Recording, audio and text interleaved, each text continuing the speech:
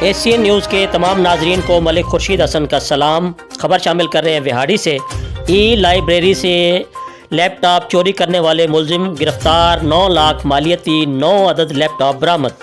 S H O تھانہ city Vehari امجد صدیق ڈھلو اور ان کی ٹیم نے چوری کی واردات کو ٹریس کر کے ملزم کو گرفتار کر کے اس کے قبضہ سے چوری شدہ 9 لاکھ مالیتی 9 عدد لیپ ٹاپ برآمد کر لیے۔ گروہ کا مرکزی ملزم محسن گڑھا موڑ کا رہائشی نکلا۔ مزید تفصیل شمون نذیر کی اس رپورٹ میں۔ جی بالکل، ای لائبریری سے لیپ ٹاپ چوری کرنے والا ملزم گرفتار، 9 لاکھ مالیتی 9 عدد لیپ ٹاپ برآمد۔ جی بالکل، ڈسٹرکٹ پولیس آفیسر وہاڑی محمد ظفر بزدار کی ہدایت پر جرائم پیشہ عناصر کے خلاف کارروائیاں مسلسل جاری ہیں۔